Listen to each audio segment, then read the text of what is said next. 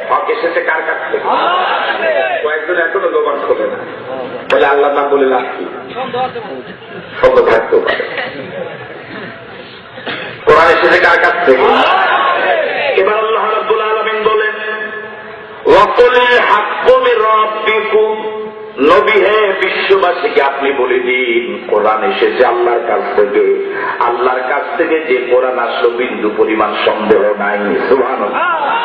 ফামান শাআ ফালইউমিন, সুতরাং যার ইচ্ছে হবে কোরআন মানবে, ওয়ামান শাআ ফালইয়াকফুর, আর যার ইচ্ছে হবে কোরআন মানবে না।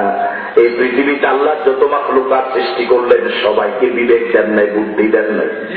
একমাত্র মানুষ, শুধুমাত্র মানুষ বিবেক দিলেন, বুদ্ধি দিলেন, জ্ঞান দিলেন, বিবেকের স্বাধীনতা দিলেন, বলে দিলেন ডান দিকে যাবা জান্নাত পাবা, বাম দিকে যাবা জাহান্নাম পাবা। এবার তোমার ইচ্ছা মানলেও পারো, না মানলেও পারো। ফামান শাআ ফালইউমিন ওয়ামান শাআ ফালইয়াকফুর, যার ইচ্ছে হবে কোরআন মানবে, যার ইচ্ছে হবে কোরআন মানবে না। এই আয়াতের আলোচনা আপনাদের প্রশ্ন করতে চাই, আমরা কি কোরআন মানবো? কিশোররা জবাব দেন, আমরা কি কোরআন মানবো? যারা কোরআন মানে না তাদের অবস্থা কি? আল্লাহ রাব্বুল আলামিন বলেন, ইন্না আ'তাদনা লিয-যালিমিনা নারা, যারা কোরআন মানবে না, হাদিস মানবে না, ওরা হলো জালেম। ওরা কি? আরো আছে কোন? বাংলাদেশের জালেম আছে না নাই? এটি সব জিন না মানুষ আছে? যারা বলেন না মানুষ আছে। আল্লাহ রাব্বুল আলামিন বলেন, ইন্না আ'তাদনা লিয-যালিমিনা নারা, যারা কোরআন মানবে না তারা জালেম। এই জালেমদের জন্য আমি আল্লাহ পরকালে আগুন বানায় রাখছি। যদিও তাদেরকে দুনিয়াতে স্বাধীনতা দিয়েছি, চত্বরের ভিতরে জাগরণ মঞ্চ করে যত লাফালাফি করে বাধা দিব না। কিন্তু ইন্না আ'তাদনা লিয-যালিমিনা নারা, আমি আল্লাহ জবান দিলাম, কণ্ঠ দিলাম, কথা বলার শক্তি দিলাম, চলার শক্তি দিলাম। এরপর আল্লাহর পক্ষে কথা না বলে, আল্লাহর পক্ষে স্লোগান না দিয়ে আল্লাহর বিরুদ্ধে স্লোগান দিতে পারো, এই স্বাধীনতা আমি তোমাকে দিলাম। কোরআনের বিরুদ্ধে কথা বলতে পারো, আমি স্বাধীনতা দিলাম। কিন্তু জেনে রাখো পরকাল তোমাদের জন্য জাহান্নাম। পরকালে কি? আরো জোরে বলেন, পরকালে কি? আল্লাহ রাব্বুল আলামিন বলেন, আহাতা বিহিম সুরাদিকুহা। আল্লাহু আকবার। জাহান্নামের জন্য, জাহান্নামীদের জন্য যে আগুন আমি আল্লাহ বানাইছি, ওই আগুনের সাথে দুনিয়ার কোন আগুনের মিল হবে না, দুনিয়ার কোন আগুনের সামঞ্জস্য হবে না। দুনিয়ার আগুন দেহে লাগার সাথে সাথে মরে যায় মানুষ, জাহান্নামের আগুন দেহে লাগলে লোকটা মরে না। লা ইয়ামুতু ফিহা ওয়া লা ইয়াহইয়া, মরবেও না, বাঁচবেও না। একবার চামড়া জ্বলে যাবে, আবার নতুন করে চামড়া গজাবে। নাউজুবিল্লাহ বলবেন। জাহান্নামের আগুনের অগ্নিশিখা জাহান্নামীদের চারপাশে বেষ্টন করে রাখবে। চারপাশে যখন জাহান্নামীদের আগুন দিয়ে ঘেরাও করে রাখা হবে, পানির পিপাসা তারা কাতর হয়ে যাবে। হাজার হাজার বছর পর্যন্ত অবস্থা আল্লাহ আল্লাহ বলে ডাকবে। আমার ভাইয়েরা, চারপাশে কি? আরো আসছে কম। এখন চারপাশে পুলিশ ইয়া নিরাপত্তা দেওয়া হয়, ঠিকই না? করে ঝড় না আসে, তুফান না হয়, কোন বিপদ না আসে, এখন চারপাশে বেড়া দেওয়া আছে, ঠিকই না? আল্লাহর কসম করে বলি, কোরআন যদি হক হয়, আল্লাহ যদি হক হয়, পরকালে হাসরের ময়দানে চারপাশে থাকবে আগুন। যদি বলেন কি থাকবে? কয়েকদিন আগে ছিল মিছিল কন্যা, এখন নাকি নিরাপত্তার অভাবে দৌড়ায়।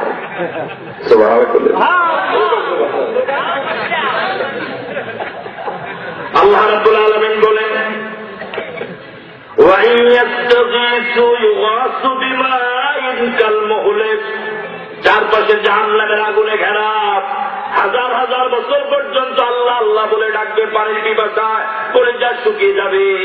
হাজার হাজার বছর পরে আল্লাহ জিজ্ঞেস করবেন, বান্দা কেন আমাকে ডাকো, কি চাও? জাহান্নামীরা বলবে, আল্লাহ পানির পিপাসায় কলিজাটা শুকিয়ে যাচ্ছে, ভরে যাচ্ছি, চারপাশে আগুন, পানির অভাব, মেহেরবানি করে একটু পানি দাও। আমার ভাইয়েরা, এখন বোতল জাত পানি কত কোম্পানি সাপ্লাই দিয়েছে, মাসের পর মাস দিন রাত 24 ঘন্টা যে ছিল, খাওয়ার অভাব নাই, পানির অভাব নাই, এমনকি নারীরও অভাব ছিল না। বুঝলেন না? জানেন না এগুলো? ঠিক আছে কথা? আমার ভাইরা, পরকালে পানি পাওয়া যাবে না। আল্লাহ রাব্বুল আলামিন বলেন, ওয়াইয়াস্তাগীসু বিমাইন ইউগাসু বিমাইন কালমুহলে। পরকালে যখন পানি চাইবে, আল্লাহ গরম পদার্থের তরল গরম পানিগুলো তাদেরকে খেতে দিবে। এমন গরম পানি, দুনিয়ার পানি যত গরম হোক, খেলে পরে শুধু মুখটা পুড়ে যায়, জিহ্বাটা পুড়ে যায়, গলাটা পুড়ে যাবে, পেট কত বিক্ষত হবে। দুনিয়ার এমন কোন গরম পানি নাই, খেলে পরে চেহারা বিকৃত হয়ে যায়। কিন্তু জাহান্নামীদের জন্য এত গরম পানি আল্লাহ ব্যবস্থা করে রাখছে। আল্লাহ রাব্বুল আলামিন বলেন, ইয়াসবিল বুজুহ। ওই গরম পানি একবার খাওয়ার সাথে সাথে, গলায় যাওয়ার সাথে সাথে শুধু মুখের ভিতর নষ্ট হবে না, চেহারাটাও বিকৃত হয়ে যাবে। গরম পানিটা মুখে নেওয়ার সাথে সাথে জিহ্বা, মুখ, গলা, পেট সব নারী ভুঁড়িগুলো পেটের পিছনের রাস্তা দিয়ে বেরিয়ে যাবে। একটা মুহূর্তের ভিতরে চেহারাটা বিকৃত, ভুনা গোস্তের মতো হয়ে যাবে। আল্লাহু আকবার বলবেন। সব ক্ষমতার মালিককে, আরো জোরে বলেন কে? আল্লাহ রাব্বুল আলামিন বলেন, বিইসাশ শারাব। খুব নিকৃষ্ট পানীয়। এই পৃথিবীতে খারাপ পানি আছে, যেমন ঢাকার কি জান বুড়িগঙ্গার পানি। কিসের পানি? বুড়িগঙ্গার পানি, নর্দমার পানি, এগুলো খুব বাজে পানি, খারাপ পানি। আল্লাহ রাব্বুল আলামিন বলেন, এই পৃথিবীর যত বাজে পানি হোক, যত খারাপ পানি হোক, যত দুর্গন্ধযুক্ত পানি হোক, জাহান্নামীদের জন্য যে পানীয় দেওয়া হবে, দুনিয়ার খারাপ পানিদের থেকে অনেক অনেক বেশি খারাপ। নাউযুবিল্লাহ বললেন। দুনিয়াতে যত মন্দ পানি হোক, খারাপ পানি হোক, এগুলো তবু ভালো। জাহান্নামীদের জন্য যে পানীয়ের ব্যবস্থা করা হয়েছে, ওই পানির মতো খারাপ পানি পৃথিবীতে তুলনা হতে পারে না। নাউযুবিল্লাহ বললেন। শুধু তাদের পানীয় খারাপ নয়, ওয়াসাত মুরতাফাকা। জাহান্নামীদের জন্য যে বাসস্থানের ব্যবস্থা করা হবে, যে জায়গার ব্যবস্থা করা হবে দাঁড়ানোর জন্য, বসার জন্য, শোয়ার জন্য, আপনার জীবন যাপন করার জন্য, ওয়াসাত মুরতাফাকা। এর থেকে বাজে জায়গা তামাম জগতে আর হতে পারে না। এখন তো এসি, আল মুকাইয়াফাতুল হাওয়া, এসি গাড়ি, সামনে হুন্ডা, পিছু হুন্ডা, কি যে আলিশা অবস্থা। আমি ধরি বই আবার কত আল্লাহ। ওই আল্লাহ আছে অবশ্যই। 21 সালে ওই আল্লাহ থাকার সম্ভাবনা নাই। হ্যাঁ হ্যাঁ জোরে বলেন, আছে, থাকবে থাকবে। এতক্ষণ দিল কোন দলের কথা? জাহান্নামীরা। সারা পৃথিবীর মানুষ কয় দলে বিভক্ত?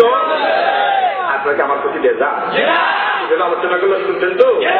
সারা পৃথিবীর মানুষ কয় দল? 1, 2। এতক্ষণ দিল কাদের কথা? এবার আসলো জান্নাতীদের কথা। সুবহানাল্লাহ। আমরা কি জান্নাতি হতে চাই?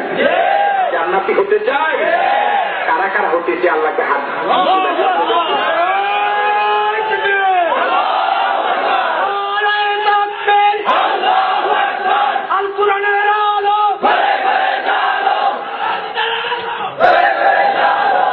কোরআন হাদিসের আলো ঘরে ঘরে জ্বালতে জ্বালতে অসংখ্য আয়াত জ্বলে শেষ। বাংলাদেশে পর্দার আয়াত শেষ হয়ে গেল, আর কত ঘরে ঘরে জ্বালাবেন? সংসদে জ্বালানো দরকার। বুঝেন নাই কথা?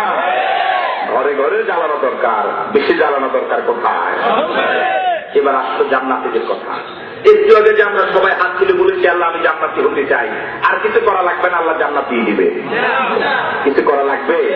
কিছু কাজ আছে। আল্লাহ রাব্বুল আলামিন বলেন, ইন্নাল্লাযীনা আমানু, নিশ্চয় যারা কোরআন মানবেন, ওয়া আমিলুস সালিহাত, এবং নেক আমল করবেন, ইন্না লা নুদিউ আজরা মান আহসানা আমালা, আমি আল্লাহ এই জাতীয় কোরআন মাননেওয়ালা লোকদের একটা ছোট্ট আমলও বরবাদ করব না। আবার শুনুন, আল্লাহ পাক বলেন, ইন্নাল্লাযীনা আমানু, যারা কোরআন মানবে, কি মানবে? ওয়া আমিলু আমিলুস সালিহাত এবং আমলে সালেহ করবেন। মুফাসসিরিন কেরাম আমলে সালেহ এই আয়াতের ব্যাখ্যায় বলেন যারা কোরআন অনুযায়ী আমল করবে। কি অনুযায়ী আমল করবে? আর আসছে বলেন কি অনুযায়ী আমল করবে? কোরআন হাদিসের সাথে যে আমলের মিল নাই ওই আমল সত্যিকার অর্থে আমল নয়। ঠিক আছে কথা? এটার নাম বেদাত। এই বেদাত দিয়া সব পাওয়া যাবে না, জান্নাত পাওয়া যাবে না। তাহলে ওটাই আমল যার সাথে কোরআন হাদিসের কি আছে। আপনাদের দেশে বেদাতি আছে? আমাদের দেশে কিছু ভণ্ড আলেম কি আবিষ্কার হয়েছে, ইহুদি এবং নাসারাদের কোটি কোটি টাকা খেয়ে তারা মুসলমানদের ঈমান আকীদা নষ্ট করার পায় তারা শুরু করে দিয়েছে। পুরা মাঝে মাঝে কিছু কিছু বাড়ায়, মাঝে মাঝে কমায়। বলবো এই ব্যাপারে কিছু কথা বলবো। গতকালকে এক জায়গায় মাহফিলে গেলাম। মাহফিলে যাওয়ার পরে এক জায়গায় আযান শুনলাম। আযানের আগে শুরু দুরূদ নয়, এখন আউযু বিল্লাহ বিসমিল্লাহ শুরু করছে। কথা বুঝেন নাই? আউযু বিল্লাহ বিসমিল্লাহ, এরপরে আসসালাতু ওয়াসসালামু আলা রাসূলিল্লাহ, এরপরে আল্লাহু আকবার। আমি প্রশ্ন করলাম, তর্কের খাতিরে মেনে নিলাম আযানের আগে দুরূদ কি আছে 1 মিনিটের জন্য। তো 2 বছর আগে তো দুরূদের আগে কি ছিল না? আউযু বিল্লাহ বিসমিল্লাহ ছিল না। তো দুরূদ যারা আবিষ্কার করলো তারা যদি একসাথে আউযু বিল্লাহ বিসমিল্লাহ আবিষ্কার করতো তাহলে অনেকগুলো লোক শূন্য হয়ে মরতে পারত। এখন আউযু বিল্লাহ বিসমিল্লাহর আবিষ্কারের আগে যারা মরে গেল তারা তো আশেকে রাসূল হয়ে কি করতে পারে না। তাহলে বাংলাদেশের আশেকে রাসূল হয়ে মরতে না পারার জন্য বেদাতিরা দায়ী। তারা কোনটা কোনটা বাড়াবে একসাথে সব বলে দিলি তো সারে যে এইটা আমাদের আমল, আমরা সব শুরু করবো। কথা বুঝেন নাই? তারা 2010 সালে একটা বাড়ায়, 11 সালে একটা বাড়ায়, 13 সালে একটা বাড়ায়। তো এই 10-11 সালের আগে যারা মরে গেল তাদের অবস্থা কি? কথা বুঝেন নাই? আমি মনে কথাটা সহজে বুঝতে পারি, বুঝতে পারছি। আমার ভাইয়েরা 13 সালে আপনি বাড়ালেন আউযু বিল্লাহ বিসমিল্লাহ, সম্ভাবনা আছে যে আউযু বিল্লাহ বিসমিল্লাহ যেহেতু বলছি তো সূরা পড়া দরকার, সূরা ফাতিহা পড়ে আবার শুরু করি, ঠিক না? হয়তো দেখা যাবে 20 সালে পরে সূরা ফাতিহা কম, সূরা ইয়াসিন পড়ে শুরু করি। তাহলে আপনারা কয়টা বাড়াবেন, কেমনে কেমনে বাড়াবেন আমাদের একটা লিস্ট দিয়ে দিলে আমরা শুরু করবো, হয় অথবা দুইটা করবো। ঠিক আছে কথা? আপনারা আজ একরকম করবেন, কাজ আরেক রকম। এর আগে যারা মারা যাবে তাদের তো অবস্থা খারাপ হয়ে যাবে। সুতরাং ওদের অবস্থা পরকালে ভালো করার জন্য আপনারা কি কি শুরু করবেন এটা একসাথে নিশ্চয়ই দিলে ভালো।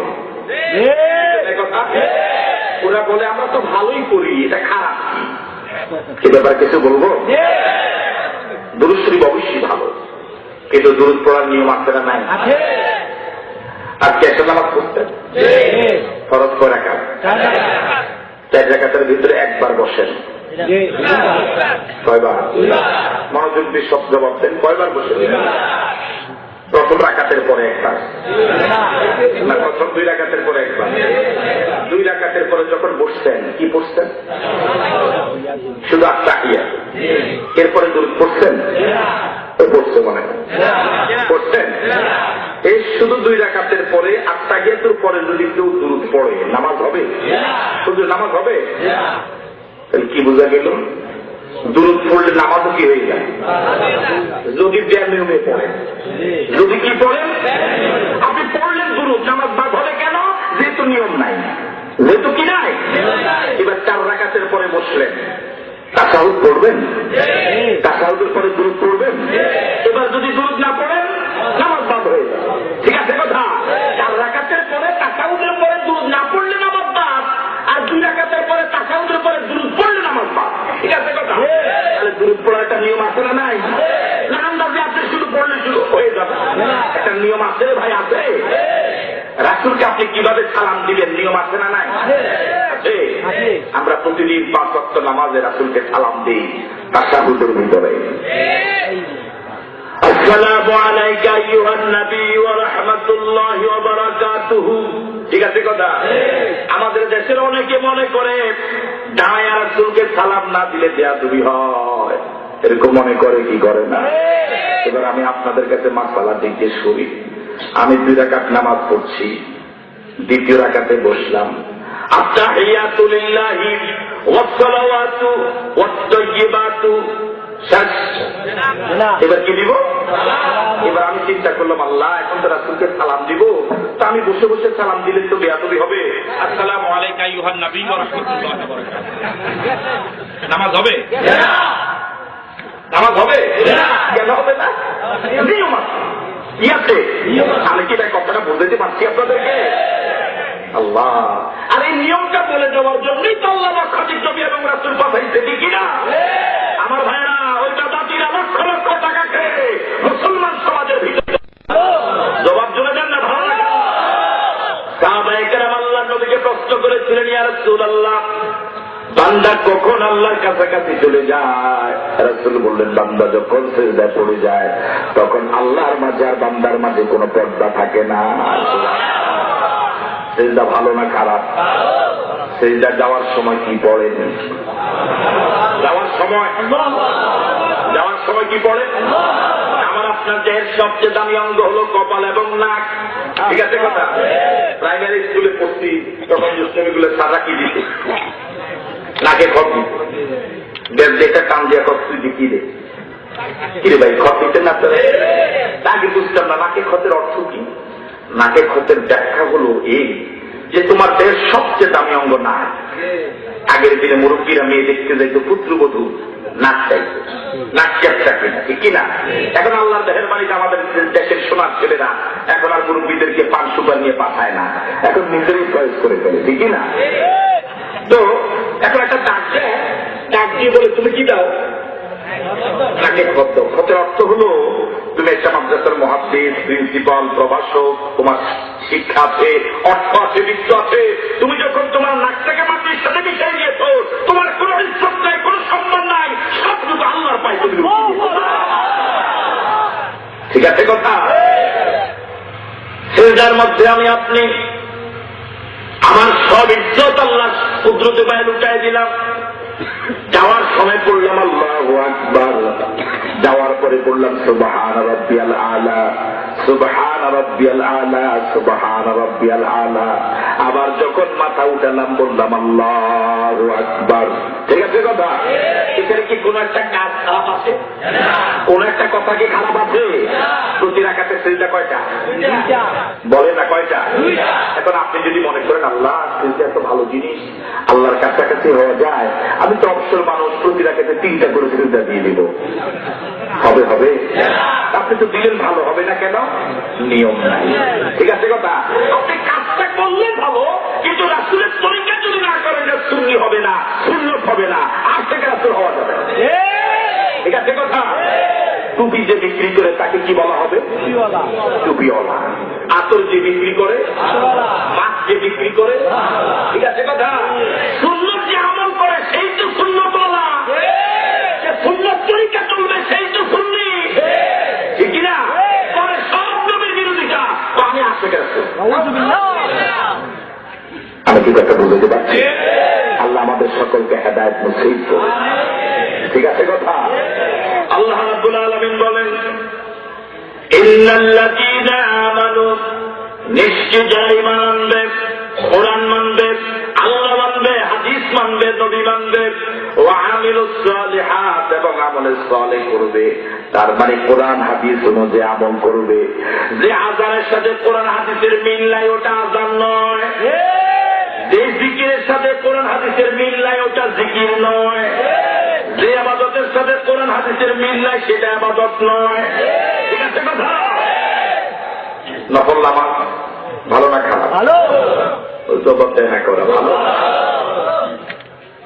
আমার ভাইয়েরা, হাসরের ময়দানে সর্বপ্রথম বান্দার যে আমলটার হিসাব হবে তার নাম হলো নামাজ। এক বান্দার হিসাব হয়ে যাবে, হিসাব হওয়ার পর দেখা যাবে তার জীবনে যত ফরজ নামাজ পড়ার কথা ছিল সব ফরজ নামাজ পড়ে নাই, ফরজ নামাজে ঘাটতি আছে। ফেরেশতারা আল্লাহর কাছে রিপোর্ট দিবেন, আল্লাহ তোমার এই বান্দার অনেক ফরজ নামাজে ঘাটতি আছে। আল্লাহ রাব্বুল আলামিন এত বড় দয়ালু, তিনি জান্নাতের কোন হাজারের বান্দা জাহান্নামে চলুক, তিনি এবার জানতে চাইবেন, দেখো তো দেখি আমার ওই বান্দার আমল নামায় কোন নফল নামাজ আছে কি? সুবহানাল্লাহ। ফেরেশতারা তালাশ করে দেখবেন তার আমল নামা অনেক নফল নামাজ আছে। সবে বরাতে, সবে কদরে অনেক নফল নামাজ পড়েছে, ইশরাক পড়েছে, আওয়াবিন পড়েছে, তাস পড়েছে, মাঝে মাঝে তাহাজ্জুদ করেছে। আল্লাহ রাব্বুল আলামিন ঘোষণা করবেন, ডিক্লার দিবেন, তার নফলগুলোকে ফরজের সমান মর্যাদা দিয়া ফরজের ঘাটতি পূরণ করে আমার বান্দাকে জান্নাত দিয়া দাও। কি বোঝা গেল? কিয়ামতের কঠিন বিপদের দিনে নফলগুলো ফরজের সমান মর্যাদা পাওয়া যাবে। আপনাদের এখানে ঈদের নামাজ হয় কোন জায়গায়? এটা এখানে ঈদের মাঠ আগামী রমজানের ঘোষণা হলো সকাল 10টায়। আপনি চলে গেলেন সকাল 9টায়।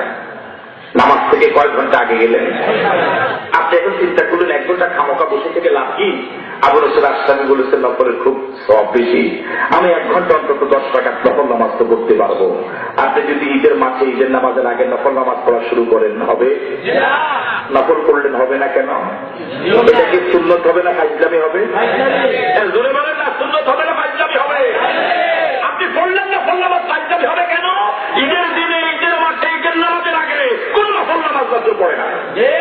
তাহলে নিয়ম আছে না নাই? আপনি যদি এখন পড়া শুরু করেন কেউ হয়তো আপনাকে বাধা দিবে না। এমনও তো হতে পারে ওদিন ইমাম সাহেব যিনি জুমার নামাজ ঈদের নামাজ পড়াইলেন উনি যে পরিমাণ হাদিয়া পাবে আপনি তার থেকে বেশিও পাইতে পারেন। অনেকে বলবে আল্লাহ কত বড় আল্লাহর উনি, ঈদের মাঠে নফল চালে না, যে হাদিয়া তো বাজা আছে কালা মুদ্রা সাদা মুদ্রা সব তারে দিয়া দেবে, ঠিক কিনা? আর যদি বলে ঠিক কিনা? তাহলে ভালো হলেই ভালো নয় যদি তাদের নবীর সাপোর্ট না থাকে। ঈদের নামাজ কয় রাকাত? মনে মনে যত সময়ে বুঝা যায়। কিরে ভাই আলোচনা চলবে? আওয়াজের ছোট হয়ে গেলে আলোচনা চলবে কমপক্ষে আধা ঘন্টা ইনশাল্লাহ, কেমন? আচ্ছা ঠিক আছে, আধা ঘন্টা। ঈদের নামাজ আপনাদের দেশে কয় রাকাত? দিনে পড়ে না রাতে পড়ে? জুমার নামাজ খরচ কয় রাকাত? ঈদের দিনে ঈদের নামাজের সময় খুতবা হয়, জুমার নামাজে খুতবা আছে। ঈদের নামাজে খুতবা কখন পড়েন? ঈদের নামাজের পরে। আর জুমার খুতবা? এখন আমি আবু নসর আশরাফি, আমার নাম জানেন তো? কি নাম? জানেন তো? আলহামদুলিল্লাহ। আমি একটা কামেল মাদ্রাসায় কামেলি পড়াই। কামেল পাস করেছি, ডিগ্রি পাস করেছি, মাস্টার্স করেছি, মদিনা ইউনিভার্সিটির অধীনে ডিপ্লোমা কোর্স করছি, আলহামদুলিল্লাহ। আমার প্রতি কিছু ভক্তি শব্দ থাকার কারণে আপনারা এখানে এসেছেন। আমি আপনাদেরকে এবার অনুরোধ করে গেলাম, আল্লাহর হস্তে বলে গেলাম, আগামী শুক্রবার একটা জুমা আসবে না? ঈদের নামাজ যেহেতু নামাজের পরে কি হয়, আমি আপনাদেরকে অনুরোধ করে গেলাম আগামী জুমা থেকে জুমার নামাজের পরে ঈদের মতো খুতবাটা ইমাম সাহেব পড়বে। আপনারা রাজি আছেন? পিছনে ওই কন্যারও রাজি আছে, কিন্তু ভক্ত আমার আছে তো, রাজি আছেন? আপনারা রাজি আছেন? ইমাম সাহেব যদি আগামী জুমাতে জুমার নামাজের পরে খুতবা পড়া শুরু করে, মানবেন? মানবেন? তো ঈদের নামাজে পড়লে অসুবিধা নাই, জুমাতে পড়লে কেন অসুবিধা? একটা নিয়ম আছে। এটা কি আছে? এটা কি আছে?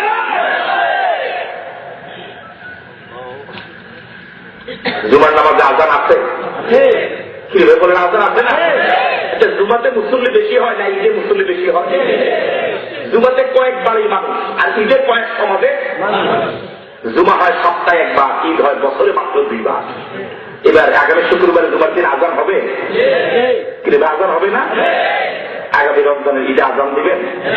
আমি বলে গেলাম, অনুরোধ করে গেলাম, আজান তো ভালো, আল্লাহু আকবার, আল্লাহু আকবার, আশহাদু আল্লা ইলাহা ইল্লাল্লাহ, আশহাদু আন্না মুহাম্মাদুর রাসূলুল্লাহ, হাইয়া আলাস সালাহ, হাইয়া আলাল ফালাহ, আল্লাহু আকবার, আল্লাহু আকবার, লা ইলাহা ইল্লাল্লাহ। কোন একটা কথা খারাপ আছে?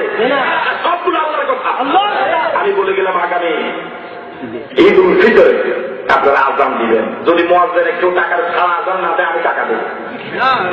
রাজি আছেন? আজান দিবে রাজি নাই কেন? আচ্ছা, ঈদের মাঠে যদি কেউ আজান দেয় এটা সুন্নত হবে না ফাজলামি হবে? যে দেখ করে আজান দিবে, আজান চালু করবে, এতে সুন্নি হবে না নবীর দুশমন হবে? নবীর দুশমনী কাজ জনগণের টাকা নেওয়ার জন্য, হাতিয়ে নেওয়ার জন্য আমরা সুন্নি।